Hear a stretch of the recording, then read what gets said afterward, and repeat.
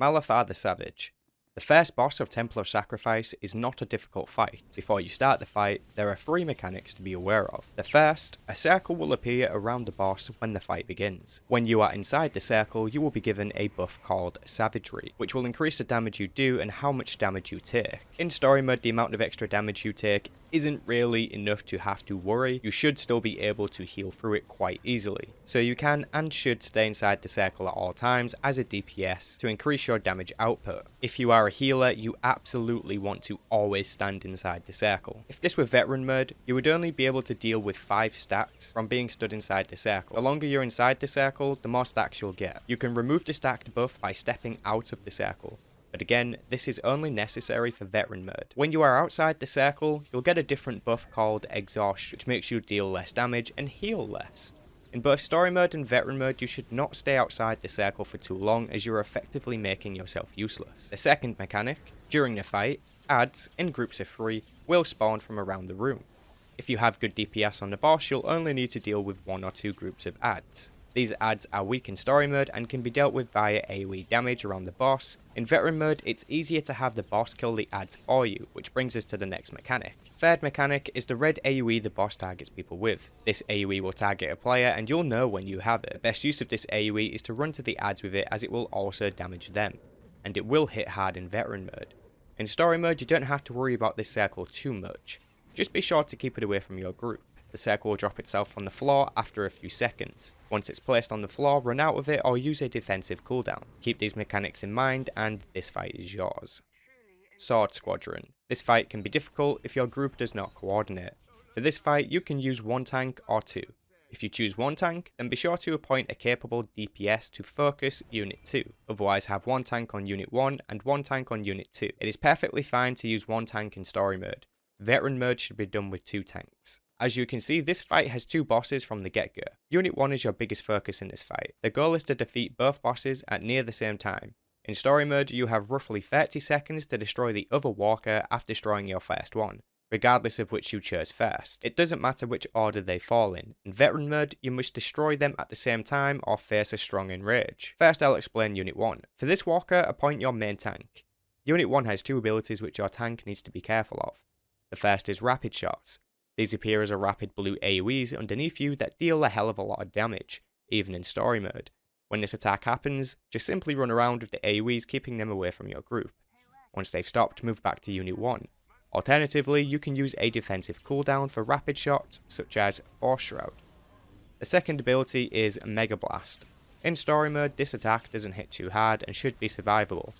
Just be aware of it happening, as if it catches you while your HP is low, you'll probably die. Unit 1 will also throw a huge grenade at random players. It has a huge white AoE, so you can't miss it. Just run it away from your group and take the hit yourself. Afterwards, return to the fight. Every so often, Unit 1 will deploy a shield around itself. From the first time it happens, it will put up a shield every 60 seconds. While the shield is up, Unit 1 will take no damage at all. While the shield is up, it's best for your DPS to switch to Unit 2, as to not waste any DPS on a shielded Unit 1. The only way to take down the shield is by using a bomb. Now, before the fight starts, you should appoint 1 DPS or whoever else to pick up the bombs. You can find 5 bombs that you can pick up behind Unit 2. The player will run to a bomb, click it to pick it up, and then run to Unit 1 while holding it. When you run to Unit 1 with the bomb, you will automatically plant the bomb and the shield will come down. When the shield is down, prioritize all DPS on Unit 1. It's important to know that while carrying the bomb, you cannot use any abilities. That's everything you need to know for Unit 1. Unit 2 is a lot simpler. You can appoint a tank to Unit 2 or a DPS. If it's veteran mode, use a tank. Unit 2 cannot be taunted. Therefore, you should always let your tank build aggro before you attack it as a DPS. Unit 2 isn't very strong in story mode and its AoE attacks are easily avoided. There are no special mechanics for this one other than the fact it cannot be taunted. It's possible to solo tank these bosses, but that's a story for another time. Other than what I've already mentioned, you can expect a lot of other AoEs in this fight, so be sure to just move out of the way when you need to. Make it easier for your healers. So to summarise, place 1 tank on Unit 1, place 1 tank or DPS on Unit 2, elect someone for bomb duty and start the fight. As long as you bring down that shield and spread your DPS across the walkers between shields, you'll easily down this boss. Keep in mind you only get 5 bombs to use at the back of the room, so if you use 5 and Unit 1 is still alive, this will be a clear indication of either mistiming the bomb are having too low DPS in the group. The Underlurker. This boss is rather easy in story mode and shouldn't be too much of an issue for most groups. For this boss you can use just one tank. This fight is broken up into 3 stages: Adds, Rage Storm, and Big Cross. All in that order. Let's break it down. Adds will spawn soon after the fight starts. When they spawn, they will jump in place, dealing damage to everyone around. Adds are your priority here, so down them as soon as possible. If you don't down them fast enough, the next stage will start. Stage 2, Rage Storm. This is an ability the boss will use. Right before he uses Rage Storm, he'll use an ability called Collapse, which will cause big rocks to fall from the ceiling, represented with a red AoE. This is instant death, so stay out of it. Ironically, once the rock has fallen, it's there to help you. You'll see a green safe area behind fallen rocks that will shield you from the boss's Rage Storm. Stay inside the safe area until the boss has used Rage Storm and you're thrown back. Now the cross stage begins. After you've been thrown back by Rage Storm, the Underlurker will jump to a random player and a few seconds later will use Devastation, which will spawn a cross underneath the boss. The process is simple: stand in the cross or take huge damage. You need at least 4 players to be stood anywhere inside the cross. Otherwise it will turn red and everyone will take damage. If you obey the rules, the cross will turn green and you're free to rinse and repeat back from stage 1. Once the Underlurker has roughly 35% HP, you can begin your burn of the boss. This basically means that when the Underlurker has 35% HP, you should focus all damage on the boss only and ignore the adds. You should still obey the safe areas and cross mechanics during the burn. Revanite Commanders. This fight has 3 bosses, and lots of adds. Each door spits out a different add during the fight, which means 3 different types of adds. You can use one tank for this fight in story mode. Let's talk about the adds first. From SWTOR's door, you'll get Outlaw Revanites, which have a frontal conal attack. A tank can stand in front of them and take their damage, or you can just avoid it. From Darth's door, you'll get Mandalorian Revanites, which will spam Death from Above.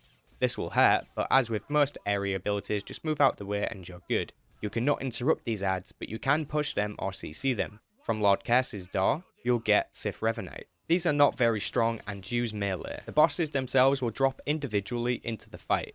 Each one will drop in twice and withdraw twice total before the last phase. Which boss comes down will be random, so keep an eye on in-game indications and audio to be able to tell who is going to join the fight. It will visibly say, SWTOR prepares to enter the fight, on screen if SWTOR is going to jump down. Let's start with SWTOR. This guy has a shield around him. With most shields like this in SWTOR, you need to be under it to deal damage to the boss, so get inside and hit this guy. Have your tank take SWTOR when he drops in and keep him faced away and stood still, so everyone can gather in the shield. SWTOR will use Disrespectful Kick at some point. When he does this, it gives a debuff that causes SWTOR to ignore whoever he kicked. If you have a second tank, have them taunt the boss. Otherwise just heal and DPS through it. It shouldn't make the fight hard for you. You'll survive. That's about it for SWTOR. When the pop-up for Lord Curse dropping in appears, you're going to want your tank to be stood within the area where he will appear, which is right in front of his door, because Lord Curse will immediately go for anyone close by and plant a large purple AoE on them. It's important for your tank to be ready for that, because if someone else gets a circle and they don't move away from your group before it explodes, then big damage is heading your way. Have your tank ready and taunt when he drops. The big purple AoE Lord Curse casts is called Soaring Smash. When you get it, you'll have a few seconds to move before it explodes. Curse will pounce on you as this happens. Other than this, just kite Curse around and let the DPS do the work. Keep in mind, Curse will use Soaring Smash more than once. When Darth Cadaruso enters the battle, he will move around the room corner to corner and can only be taunted for a few moments, before he moves on to someone else. Don't worry about trying to tank Darth, just DPS him down. The only time you should taunt Darth is to reflect damage. Darth will spam Tracer Missile for the most part. When he hits you, it reduces your armor rating. Not a concern in story mode too much, but in veteran mode, your tank would need to taunt on cooldown. For story mode, this is all you need to know about the bosses. Just rinse and repeat until the last phase. The last phase will begin once you've made all 3 bosses withdraw from the fight at least twice each. When you've done this, all 3 bosses will drop into the fight at the same time. Don't panic, we have a system. First of all, your tank needs to go straight for Lord Curse. Have him taunted and moved into a corner. Have your second tank, if you have one, and all your DPS go straight for SWTOR. Get under his shield and DPS him into oblivion. Ignore Darth until Lord Curse and SWTOR are dead. Once SWTOR is down, go for Lord Curse. You can attempt to group the bosses up for AoE damage, but you must be careful of Lord Curse's Soaring Smash ability. Once Lord Curse is defeated, move on to Darth and finish the job. That's everything you need to know for the Revanite Commanders. The almighty Revan. Okay, this fight is pretty spaced out, but it's also quite easy on story mode. Let's start off with a layout here. The fight starts on the ground floor of the tower, and you eventually make your way farther up via climbing stairs and doing a little platforming. Each time you elevate, the fight changes slightly, but it's pretty straightforward. While you're on the first floor, Revan will summon 2 spinning lightsabers that will target 2 random group members. The game will announce on screen who is being chased by a blade. The only way to beat them is by pushing them off the edge out of the platform. So if you see a blade, use your push move and help your group members. Also, Revan will cast Impel on your tank, which is a long red AoE that blasts you backwards. This AoE will follow you, so don't cleave your group. All your tank needs to do is give themselves enough room behind them to be sent backwards without being pushed off, like this on screen. Alternatively, you can put your back to one of the pillars on the outer edge of the platform. When Impel is used, the pillar holds you there but does break. Either way, don't fall off. Once you've DPS Revan enough, he will leave the fight and ask HK-47 to assist him.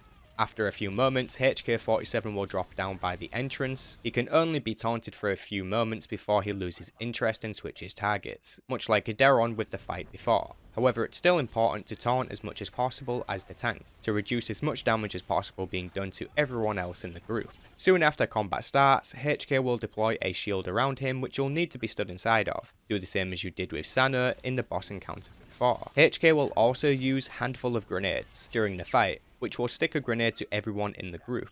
You'll have a small red AoE underneath you that follows you. The best thing to do is spread your group out, wait for the damage to come, then go back to DPS and HK-47, even if this means leaving the shield for a brief period of time. You can cleanse the grenade, however, if you do then the grenade will drop onto the floor beneath you and still explode moments later, so be cautious of where you place it if you cleanse. Follow this advice and you'll be fine. Once HK is defeated, run to the north or south side of the platform and begin climbing the stairs that appear.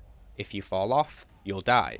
Handy tip though, the fight will revive downed players later. I'll point out when that happens. Alternatively, you can combat res them since story mode allows this once every 30 seconds, so it shouldn't be too much of an issue. You can find their body at the top of the stairs on the next platform.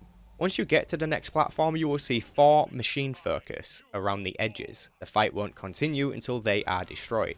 Take this time to heal up if you need to. Once the machine parts are dealt with, Revan will spawn on the east side of the platform. Have your tank taunt him and keep him faced away. You will also see the spinning blades again on this floor, so push them out as you did before. Revan won't push you around this time, but big purple AoEs called aberrations will spawn. 4 in total will appear and they will start to rotate around the room. 2 of them will circle the inner edge and 2 will circle the outer edge. They deal quite a lot of damage, so do not stand in them for long. Have your tank move Revan around the AoEs as they circle by and the rest of the group will follow. Repeat until Revan moves upstairs. Once he's gone, you'll have a good few moments to heal up if you need to. Soon after, a blue circle will appear that will teleport you upstairs. At the same time, any downed members will be automatically revived on this last platform, so if the phase before gave you trouble, then don't worry.